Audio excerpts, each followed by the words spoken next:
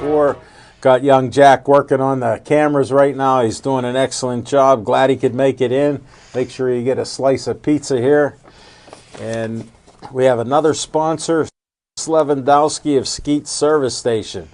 If you need a car worked on, anything that runs on gas, give Skeets a call, 724-348-4175. That's right past Trax Farm in Mineral Beach. Skeets Lewandowski, Skeets Service Station, red, white, and blue station. Been there for years. 7 miles from my house in Bethel Park.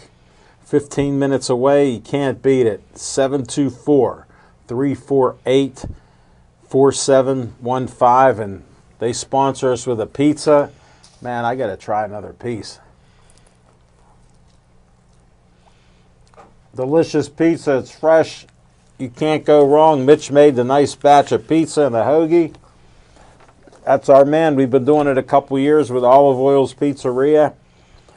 And we're going to start our show off with What's on Your Mind, Chip Hayner. Well, good evening, everybody. And what's on my mind this week? Well, finally, Mike Tomlin has broken his silence. It's a miracle. And, it's, interesting, all of the things that happened with the Steelers season last year.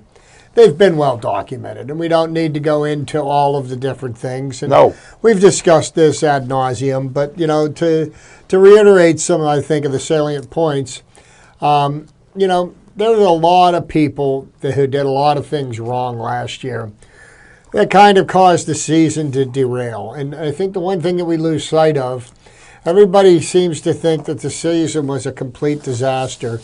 But the last time I looked at the record, we were 9-6-1. And there's a lot of teams that haven't seen 9 wins in a decade or more. Okay? Right.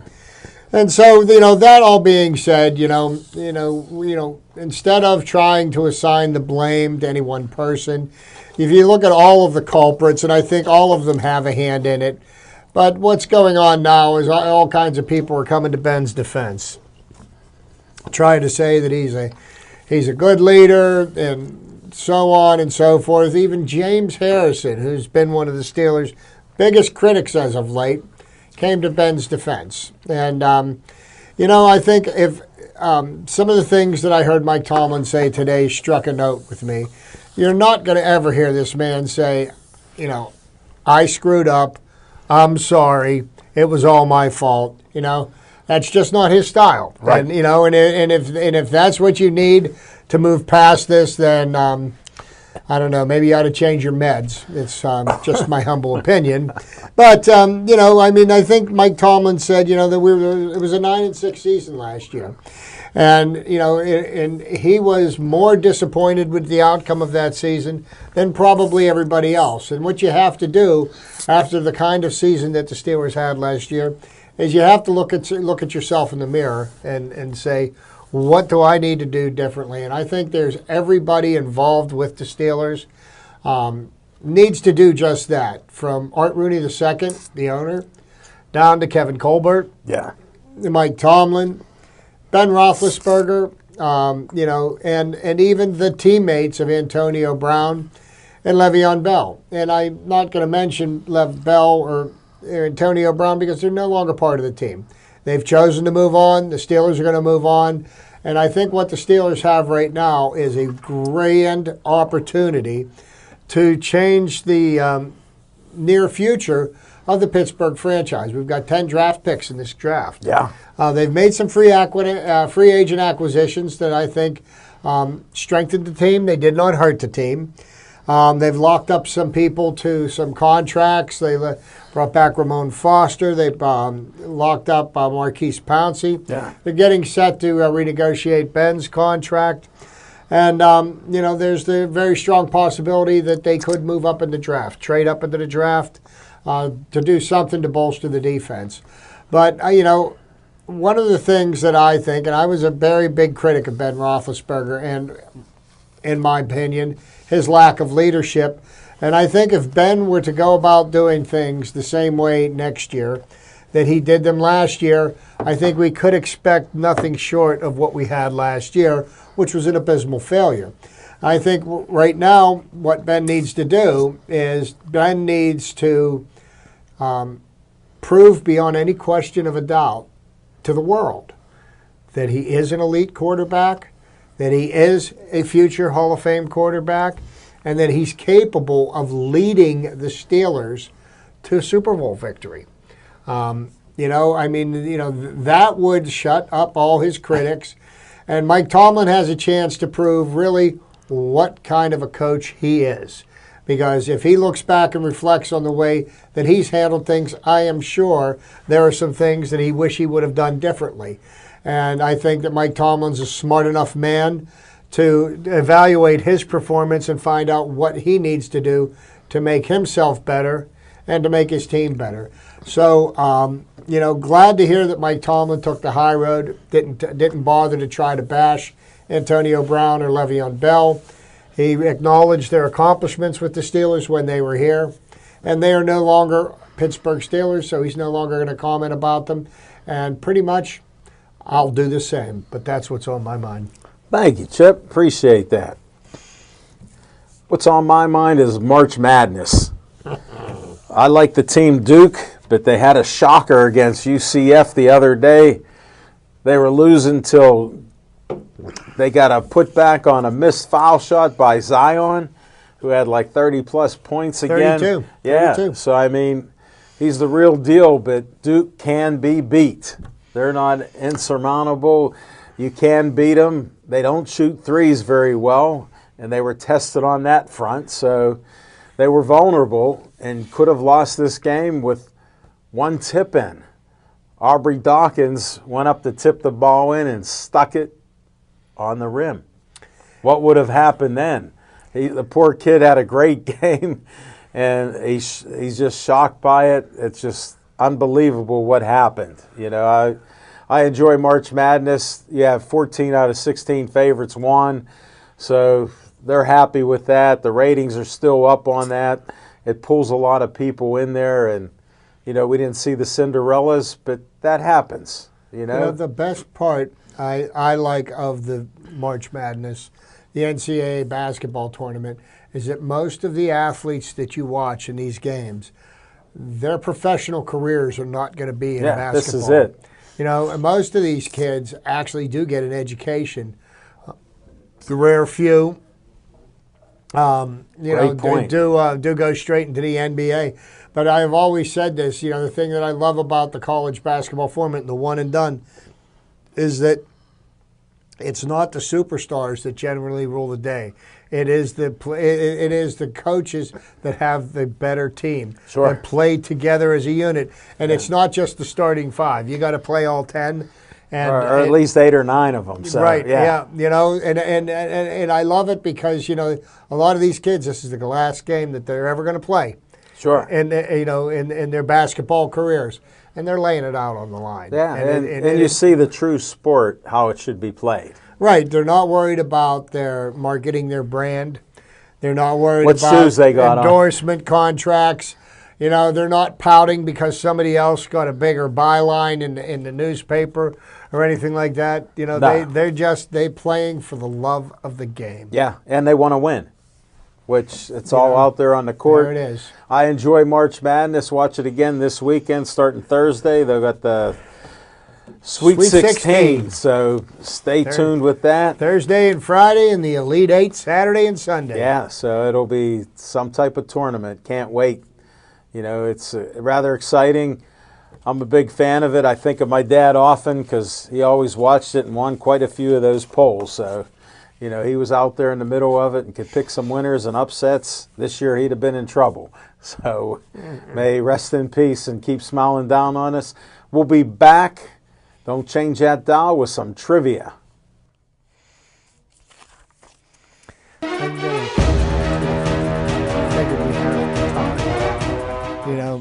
I've shown an interest in making home movies. Me and some buddies would just grab a camera and you just start making these videos. How you doing, and then Jack?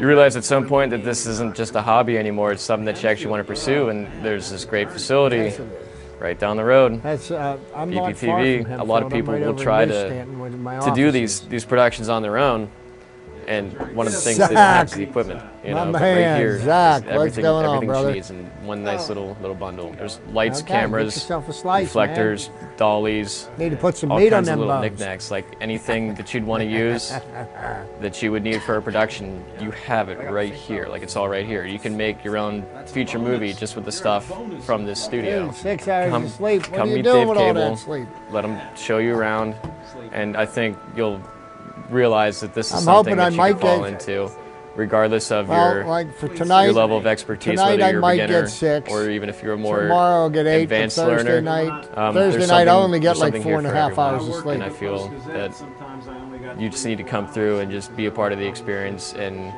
just watch Well, and learn. see, let and, me tell you something, let my younger Dave friends. Be your guide. Don't follow my example in this, but when I was a younger man, I played as hard as I worked. You see, so extracurricular activity at night, it's not where it's I had at. a couple drinks in those days.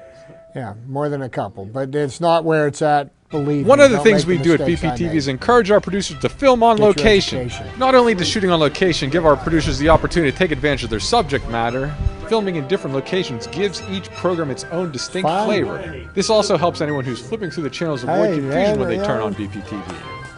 With around 500 programs produced at BPTV each year, Hey, the that's last fine thing we with want me, people to man. think is that we're only I love it. broadcasting one program. Yeah, okay. So, Hey, you need to hey, come into you- BPTV to are pitch you- your are TV you signing show. autographs? But in terms of where you actually Hey, end you up got taping your signing show, autographs. You're going to be stars. sky's I'd the like to limit. Say, hey, I knew them way back when. They were just volunteers. He was just a little volunteer.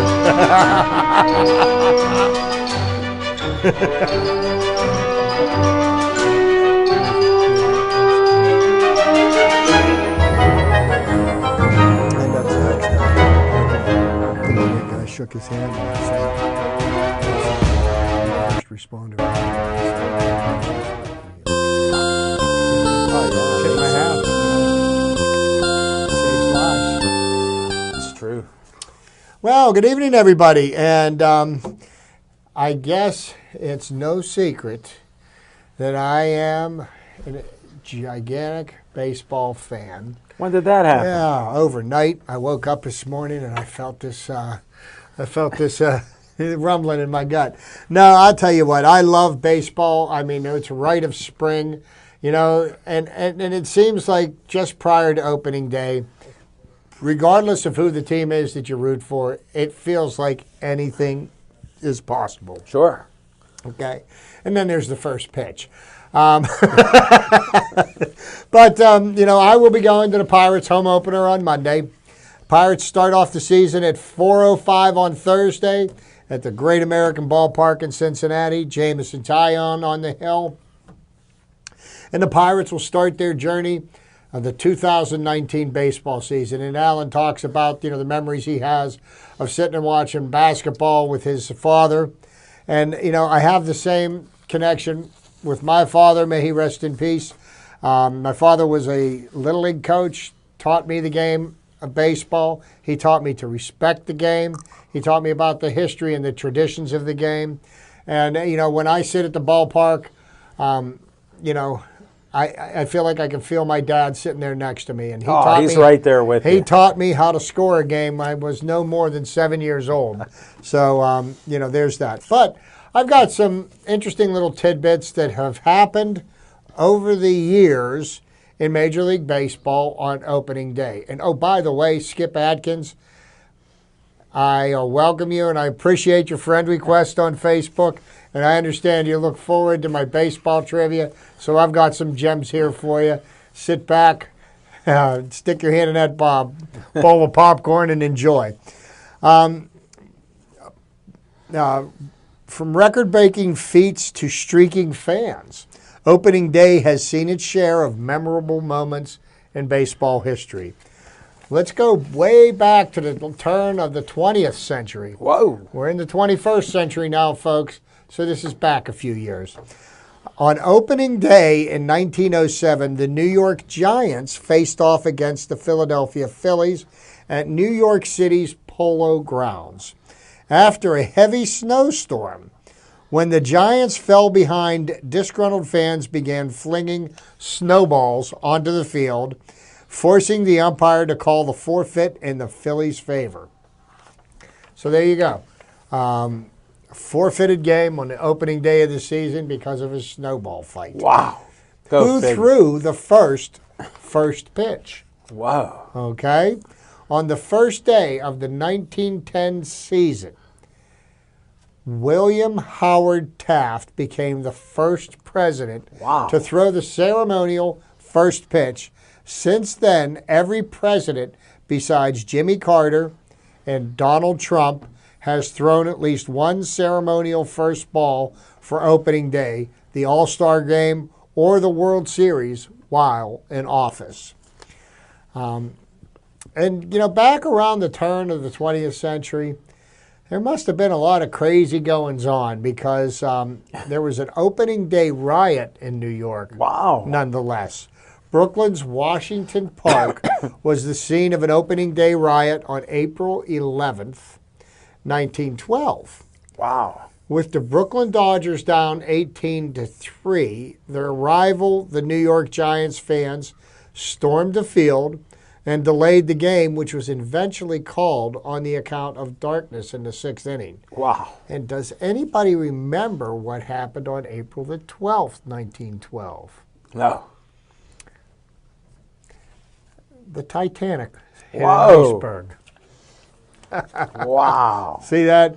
And not just baseball history. We I got a little got bit this of is history. world history. There has been one no-hitter thrown on opening day. I didn't know that. Bob Feller, opening day no-hitter. There's only been one no-hitter on opening day history. Cleveland pitcher Bob Feller, then just 21 years old, threw it against the Chicago White Sox at Comiskey Park April 16th, 1940. And there was the mysterious case of the wet paint catches fans red-handed. Whoa. Boston Braves fans sat down to an unpleasant surprise on opening day in 1946. The outfield stands had recently received a fresh coat of red paint, but cold, damp weather had prevented it from drying. Hundreds of angry, paint-stained spectators marched to the Braves' office. The team agreed to pay their cleaning bills and made a public apology in a newspaper ad. Well, they wore suits and ties back then, so. Yes, they did. You don't see the kind of garb that we No, see no. at baseball games now, and I'm glad of it. Especially when the temperature's It's a little more relaxing. Yes. Jackie Robinson broke the color barrier on opening day. Jackie Robinson broke the color barrier on opening day 1947, becoming the first African American to play for a Major League Baseball team. The 28-year-old made his debut at Ebbets Field, playing first base for the Brooklyn Dodgers. Wow. Another presidential showing, Harry Truman shows off his switch pitching. Harry Truman was the only president to throw out left-handed and right-handed first pitches on Wow. opening day. He showcased his ambidextrous talents on April the 18th, 1950. Here, and another trivial fact on Truman. I've said it before. He was the only president to not go to college or graduate college and be president. No, So that's a rarity and he's in also this day and age. and he's also the president that made the decision to drop the first atomic bomb Yeah. to end the Second World War. Yes. Hank Aaron ties Babe Ruth's home run record. Hank Aaron of the Atlanta Braves hit his 714th home run on opening day in 1974. Whoa, I forgot about it. Tying Babe Ruth for the most career home runs. He beat Ruth's record later that week and reached 755 by the end of his career. Aaron's record was not eclipsed until Barry Bonds cheated and hit his 756th in 2007. Another interesting trend of the 70s. Fans go streaking in Chicago. On opening day in 1974, It was popular. several naked fans rushed onto the field at Chicago's Comiskey Park. A lot of strange going on at Comiskey Park. We had the Black Sox scandal. Yeah. We have a no-hitter pitched on opening day, and now we have fans Streakers. streaking at Chicago's disrupting the game and inciting violence in the stands. And who has the most opening day home runs? Hall of Famer Frank Robinson Wow. and Ken Griffey Jr. share the record for most career home runs on the first day of the season with 8 opening day homers each. That's impressive. And Frank Robinson, may he rest in peace, passed just recently. And who has started the most opening days? Hall of Famer Tom Seaver has started the most opening day games in history. He started 11 for the New York Mets, 3 for the Cincinnati Reds, and 2 for the Chicago White Sox, for 16 in total. Wow. And just to give you an idea, this year, and the Dodgers have a Korean pitcher pitching the opener this year for the first time in 9 years. Clayton Kershaw is not throwing the opening day for the Dodgers. He's rehabbing an arm. But that kind of wraps up my baseball trivia for today. And, just to go over a couple of things, there's so much. One more thing. Skip wanted to ask you a question. What? He wants to know what our prediction for wins are this year and what players should we look out for. We got to add Skip to the show since that's your newest buddy. Well, I tell you this. The Pirates won 82 games last year. I say that the Pirates have the capability to win 88 this year. Whoa. Okay. And the people to keep an eye on, I think Jameson Taillon will be a Cy Young candidate this year. I look for a bounce-back season from Josh Bell.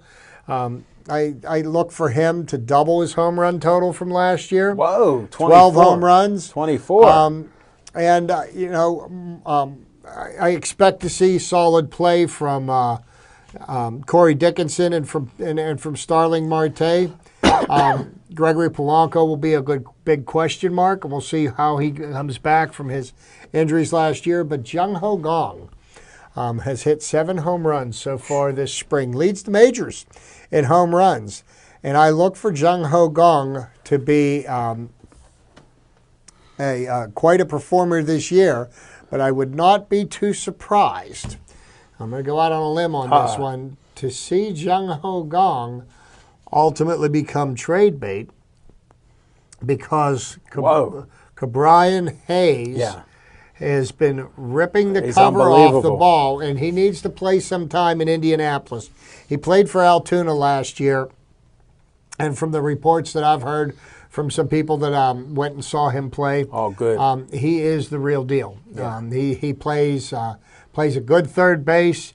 And he's got some power in his bat. And, and there's a guy that once we bring him up, 6 years of control, and that's exactly fits the Pirates' business model perfectly. I think we got Gong for this year, you know.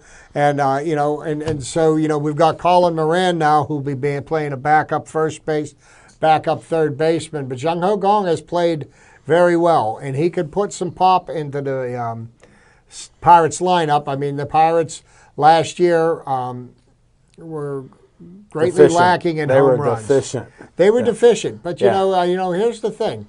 I do believe the Pirates are going to score more runs than they scored last year. I don't believe they're going to be one of the league leaders in runs scored. And I think the thing that will offset that will be the pitching staff. And if the pitching staff performs as I feel that they will, you don't have to score as many runs if the pitching staff's keeping the runs down. So I think we're solid on middle relievers. I agree with most of yours. I'll just be a short little thing here. I think they win a couple more games than they did last year. If the pitching staff holds up and does what they're expected, I think we could have a winning record this year. As far as the hitters, we got a lot of ifs out there. If Bell can find that power back, he hit for average last year and may have had the sophomore jinx.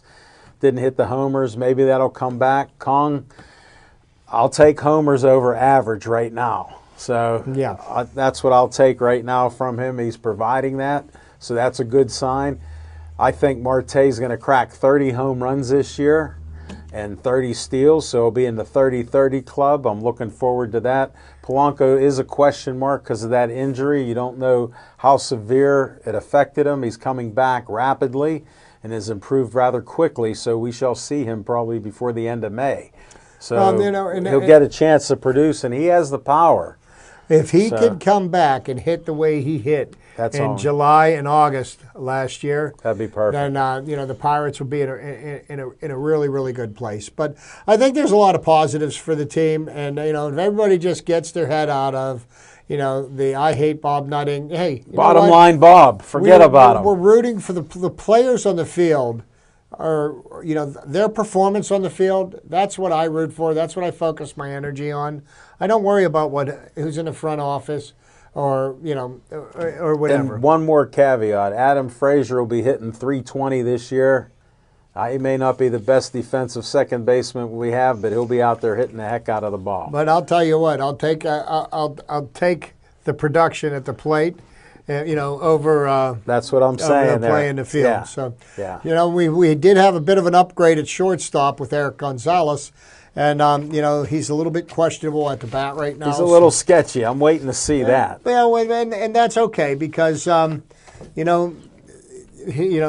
now the Cleveland Indians still wish they had him because the Indians are going into the season with Jason Kipnis and Jose Lindor, both on the disabled list. Right. So he wasn't playing because those two were playing in front of him. Right. And that's what made him available to the Pirates for a trade.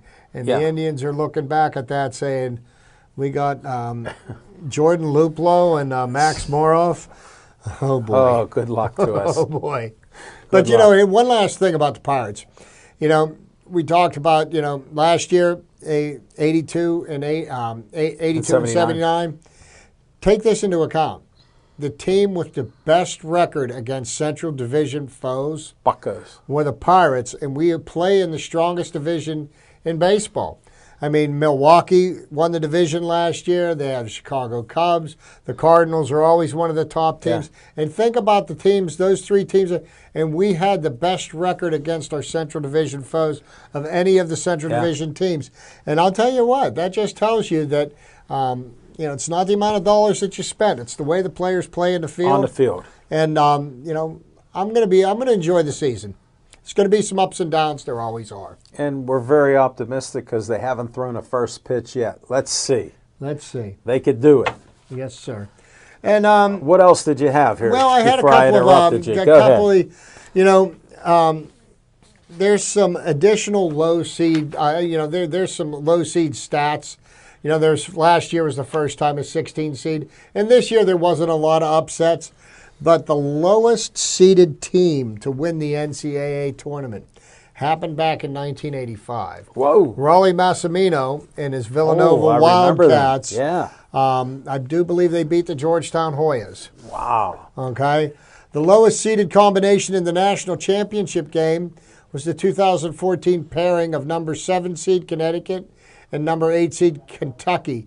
Connecticut won to become the second lowest seeded team to win the tournament.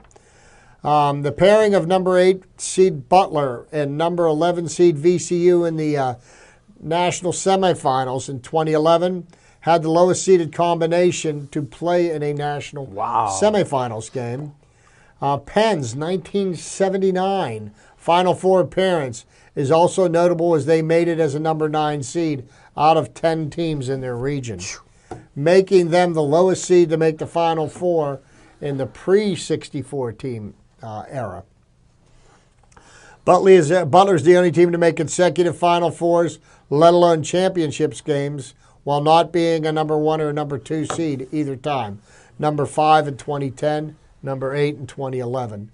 1991, 2013, 2016 were the only years where at least one team of every seed, other than the 16s, advanced to the round of 32. That's interesting. Richmond is the only team to win first-round games, ranked as a number 14. No, as a number 15, a number 14, a number 13, and a number 12 seed. Richmond Spiders, I believe they are. Whoa. 2012 was the only tournament to feature 2 upsets. by number 15 seeds over number 2 seeds in the round of 64. There have been 8 all time. No, just some interesting facts that we've seen in the that's tournament. good stuff. And, we didn't see that happen this year in this tournament. And it'll be interesting to see how this plays out because Sure. I do think that that Duke showed that They're vulnerable. they're vulnerable. They can be beaten, even with the almighty Zion Williamson. And R.J. Barrett, yeah. He's one and done, and He is a great player just with how he handles the ball, how he can jump, how he can rebound, how inside they couldn't block him out from rebounds. no, So he's 6 he's foot the 7, real deal. 280 pounds. He's definitely not he's a man he's a boy in a man's body. Yeah, for Is sure. what he is. So it'll be interesting to see what happens, but plenty of games this weekend to enjoy. Yes, we shall see for sure. And Chip wanted to thank us. Skip thanked us for his information and all that, and he agrees with us. So Good. Can't go wrong. I'm So glad. I'm glad you agreed, and I'll keep the trivia coming, Skip. Skip's a happy man. Okay, that's it for Chip. Now we'll go to me, guys. Can you get me up there?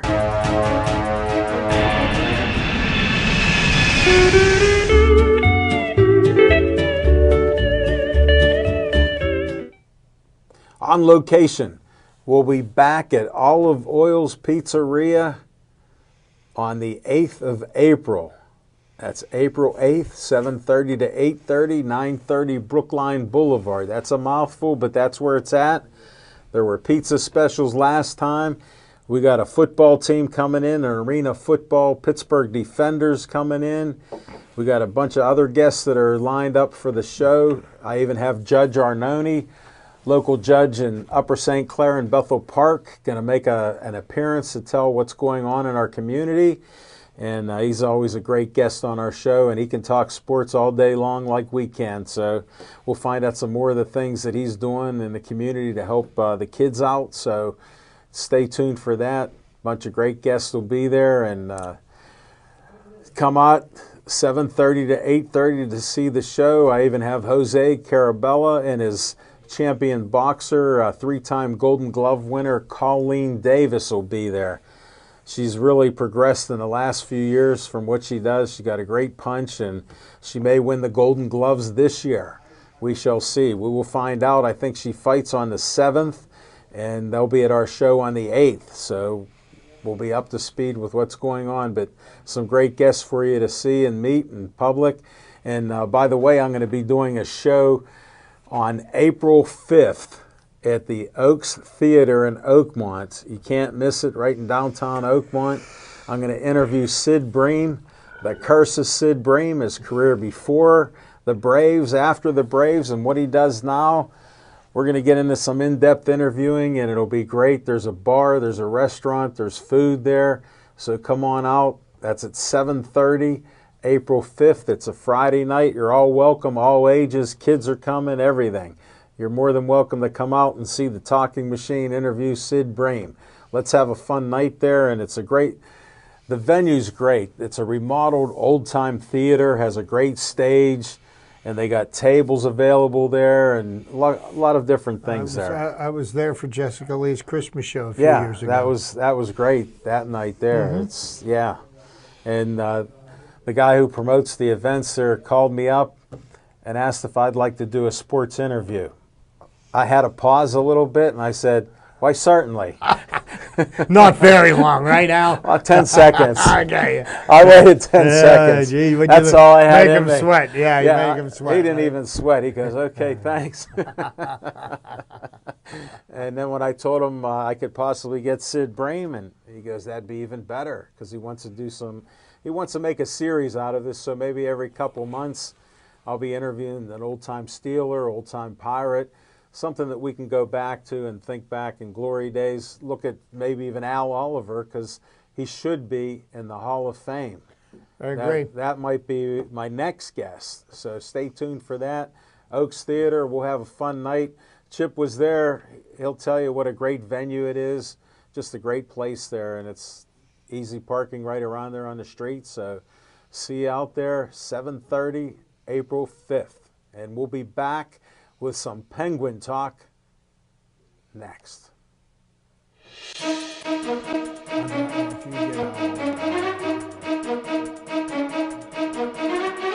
Visit the Oliver Miller Homestead, an 18th century reenactment site located just off the circle on Corrigan Drive in South Park. Self-guided tours are available each Sunday from May 1st until December 8th from 1:30 until 4:30 p.m. with guides in 18th century garb located around the grounds to answer questions and to give information. Your tour will begin in a reproduction bank barn where displays give information on the movement west. You will also see the Miller Still and learn about the production of whiskey and the importance of it and of the Whiskey Rebellion to this area. Follow the Miller Trail up the path and visit the transportation shed, demonstration shed, forge, a reproduction log house, the original spring house, gardens, and finally end at the stone house. Each month, the guides host at least one special event. The homestead is also a great place for tours, tailored to the needs of school-aged children, scout groups, or adults. Visit our website at www.olivermillerhomestead.org for a schedule for the year and much more information on the history of the Miller family, our organization, and pricing information. Hey, it's Christine from Bethel Park Library. I want to tell you about a great fundraiser we have going on. You can take home a print of this cute sloth, painted by local artist Maria Prasic, was inspired by Vivian, the sloth that lives at the National Aviary. The original painting will be housed at the Bethel Park Library forevermore, but you can own a 16 by 20 print for $50. You can purchase it at the Bethel Park Public Library or through the library's website at bethelparklibrary.org.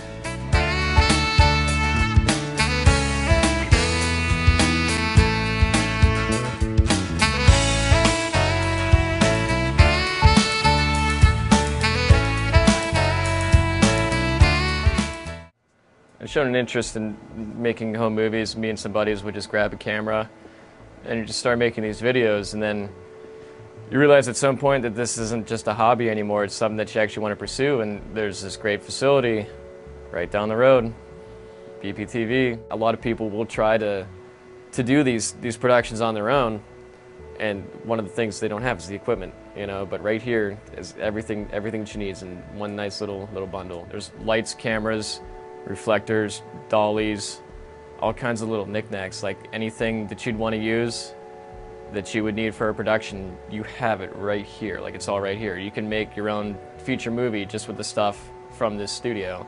Come meet Dave Cable, let him show you around, and I think you'll realize that this is something that you could fall into regardless of your level of expertise, whether you're a beginner or even if you're a more advanced learner. There's something here for everyone, and I feel that you just need to come through and just be a part of the experience and just watch and learn, and you know, let Dave be your guide.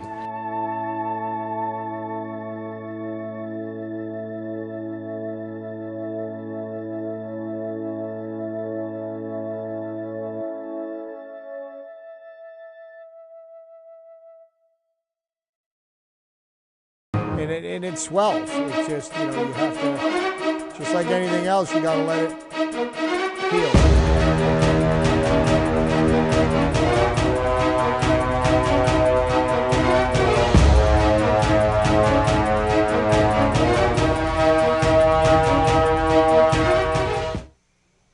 Believe it or not, the Pens are one game out of first place. Who would have even thunk a month ago they were talking, will they even make the playoffs? Well, you know, before it's so close. It's so close right now. We're in a position where we could either win the division or miss the playoffs. Yeah. And we had a 4-game road trip, total of 8 points available. The Penguins got 7. They were 3-0-1. Can't beat that. And you know, and going into the road trip, Penguins again had lost 2 close games, Sure. giving up leads late. But it looks like Matt Murray has become the workhorse. He stepped up. And, he's playing more minutes than any other goaltender in the league, and he has stopped more shots recently than any other goaltender, which is good and it's bad. If you have to, there's glasses half full and it's half empty, right?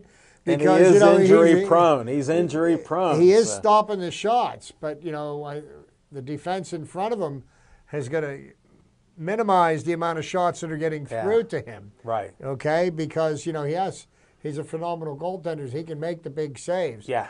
But I just have to say, if anybody watched that game in Dallas on Saturday night, the Spinarewski by McCann to win the game, I had to rewind that 6 times to watch what was happening. He had enough presence of mind to get that onto his backhand and give it enough sauce that it got between the goaltender's arm and his body as he was closing his arm. It was a heck of a shot. And, it was just amazing, and that was the game winner. Yeah. In regulation. So we got the 2 points. Big game on Friday night. We've got the Nashville Predators here in Pittsburgh. Yeah. And I do believe that Olli Mata may be back playing again for the Penguins. Yeah. I don't know if Chris Letang is going to be playing. He's day out to day. injured. Evgeny Malkin is injured. Yeah. But yet and still, the Penguins against the Rangers last night started off in a bad way. Oh, 2 down. 2 down, and then all of a sudden, 1 goal, seconds after the Rangers scored the second, and the Penguins took charge of the game. That was a key goal. And the thing that frightens me about this Penguins team, they keep on going to that well, and they're going to go to this one too many times. They keep on flipping that switch on. Yes, they do. And I'm telling you what, that is not the way to win playoff hockey. I mean, you can get away with that in the regular season, but intensity goes up. Like once you I've hit said the many a playoffs. time, they're one of the few teams that can flick that switch on, and when it's on, look out, baby. Now, they didn't play a full game again, so to Chip's concern, 40 minutes out of 60, I'll take it. Yeah, but you know what I'll take? 5-2 win. Yeah. And thank goodness for Matt Murray. And, we've got, like I said, we've got 5 games left this year. And here's the thing. No back-to-backs. Carolina and Washington are playing a home-and-home series. They're playing 2 games between now. And these are the 2 teams that we're vying for positions with. Now, Washington... they're in first, I believe. Yeah, they're in first by 1. Now, the Islanders could actually leapfrog Washington this evening. Yeah. So, there is, there's a reason to watch the last 5 games of the season, Actually, the NHL couldn't have asked for anything better than this. Yeah, you got high interest, it's worth watching, and it means something. And this is one of the things, we as Pittsburgh sports fans, we're spoiled. I mean, we're spoiled rotten. If you look at the Pittsburgh Penguins roster and all the high-priced talent that they have, the same thing you looked at the Steelers. They had Bell, they had Brown, they had Ben. Yeah. And the way that, for example, for the Steelers, have underperformed with such talented players, the league's best at their positions. Yeah.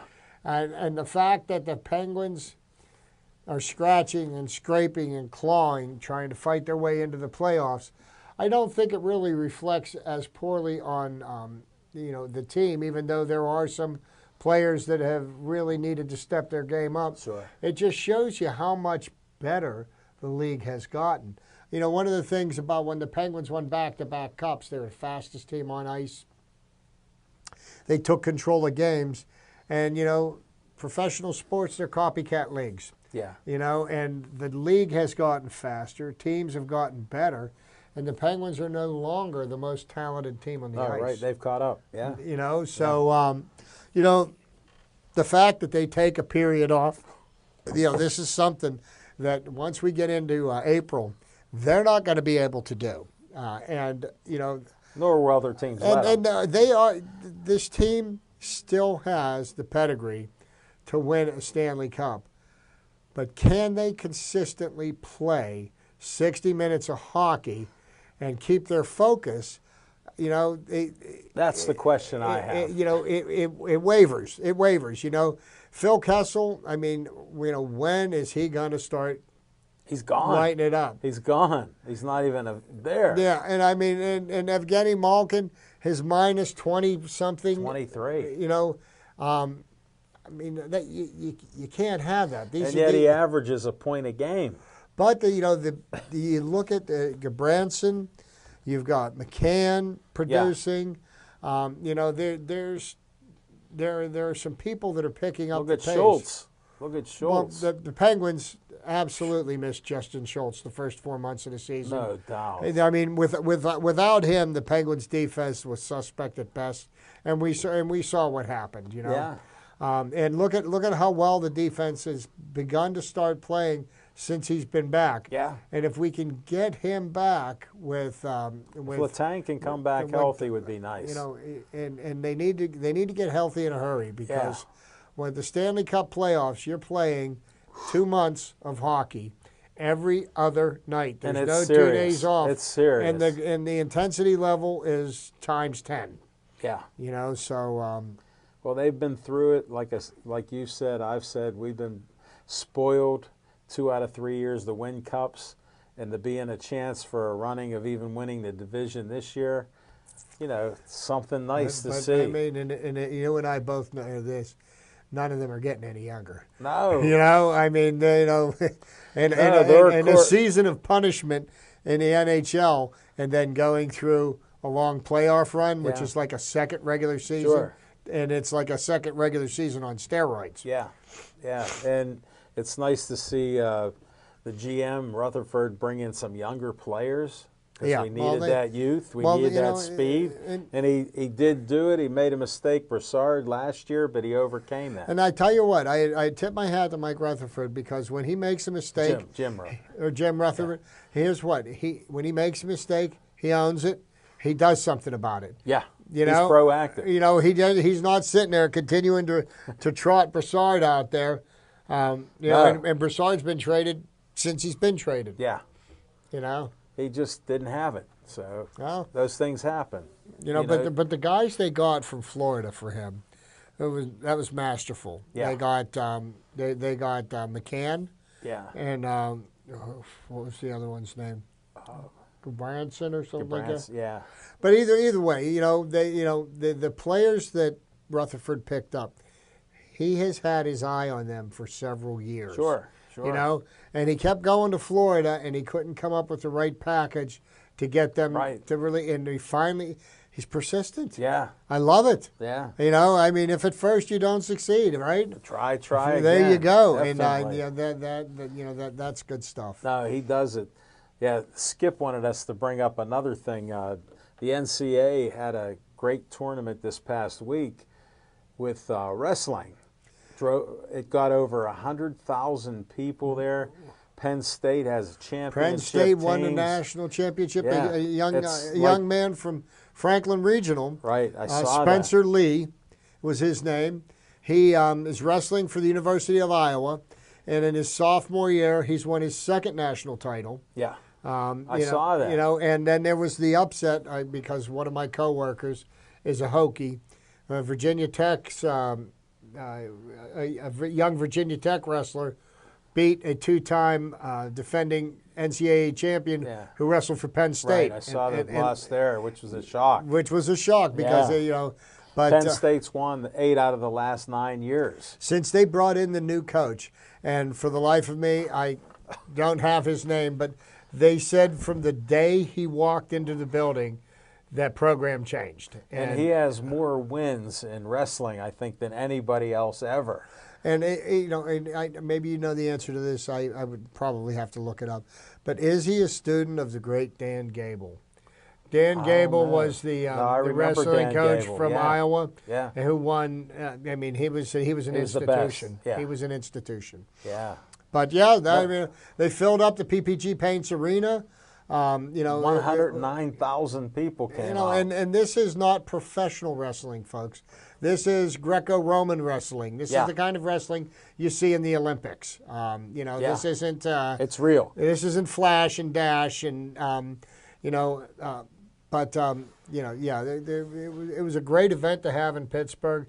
Yeah. And I had some concerns And going into it brought the in, weekend. I think they were saying maybe upwards of $8 million for And one weekend. and That's not too shabby. And the city of Pittsburgh desperately needs that kind of an Yeah. influx of tax money. So And it was well attended. People Yeah. loved it, had fun. And you know what? More importantly, there was no incidents. No. I mean, there was. It's great to be able to hold these types of events, and and let people see that Pittsburgh is a city that is worth coming to. Sure. That you can have come fun, and have bring your family. There's plenty to do, plenty to see. Yeah. Bring your families out. Another thing that's happening on Sunday, Roberto Clemente has an open house, the Roberto Clemente Museum. I'm going to be there. I got an invite to go there, so I'm going to go check it out there, Chip. I wanted to tell you. I might find my way down. Come on down there on I've Sunday. got a 3-day weekend this weekend. Well, Whoa. actually, a 2-day weekend. I'm working Saturdays now, but I've taken Monday off to go down to the opener, and thanks for the Pirates. They have Yeah, but the Roberto Clemente Museum, it's great if you haven't been there. I haven't. And I will tell you this, people buy jerseys and and all this and that, and there's only one professional athlete whose jersey I will ever wear, and I have ever worn, and that's Roberto Clemente's. I wear. Get a new one down there. They got jerseys and stuff. I wear my Pirates gear. I wear Steelers gear. I wear Penguins gear because I root for the team, not the players. But Roberto Clemente was my idol from my childhood. Bring Stephanie down there. I know she likes a drink once in a while. They do have wine there. Firehouse 25. Well, Franco Harris has special wines that they make, and if she's up to it, she's. I'm being optimistic. Getting that over. Once you get rid of that pneumonia, it takes you a couple weeks to get back. I'm back. I got full strength. Yeah. I was tired. I understand what it's like. She's having a heck of a time, but she's getting well, and I'm in full-blown nurse mode for her. Yeah, I've run into a few other people that have had pneumonia. I go, wow, what is it, an epidemic? No, she went from Monday evening from having a cough to Wednesday morning full-blown into pneumonia. So it happened fast, unfortunately. Yeah. Mine took a couple weeks. Yeah. So who knows? But But, it happens. But yeah, mark your calendar for Sunday, Chipper. Roberto Clemente Museum. Clemente. I tell you what, It's a great venue. just the most amazing ball player I ever saw play in my life. Yeah. I saw him play at Forbes Field. I saw him play at Three Rivers Stadium, but I probably saw him play more frequently at Forbes than I did at Three Rivers. Yeah. He only played for a year and a half at that stadium. Sure. 2.5 years. Two Yeah, plus he got his 3,000th hit there at Three Rivers Stadium. 72. Yes, and against John Matlack on September 30th. Yeah. But Last last day hit of of the his career. season. Last Day of the season, too. Yes, it was. But Yeah. who knew that he'd be taken away? To this day, I can remember that New Year's morning. Cried my eyes out. I was Hey, Marianne, who cut my hair, was 11 years mentioning, old. because I mentioned going there, and Or 12, she goes, or yeah, 12. I'd like to go there. She goes, I remember what I was wearing that day, where I was at when we heard about it, and she goes, I cried. I cried too, and my father, my father was realistic. I was like, they're going to find him. Yeah. They're going to find him. He's he's holding on to a piece of rug. They're going to find him, and That's what Manny Sanguillen thought. I never, great man, great baseball player, great ambassador. Hey, for we the used to sport. pretend to catch the ball like a basket catch, you like know, he would. and every time- right? We did it all the time. Every time I tried to catch the ball like that, my father put me on the bench. He said, "We don't play hot dogs here." He said, "You use 2 hands on the ball. 2 hands. None of this basket catch stuff." We broke the rules when we were playing our own games without uniforms. And Now, uniforms never made a basket catch on a Little League field. My father used to say, "Be reasonable. Do it my way." That was reasonable. Hope you liked the show. We're winding down. Prayers to Smoking Jim Frazier. We miss him here. That empty seat's collecting dust. We need him to come on back and Heal rehab. quickly, my friend. Heal quickly. Thanks, Chip Hayner. Appreciate it. Thanks to all of you watching the show. This is Al Levine, the Talking Machine. Stay Joey strong.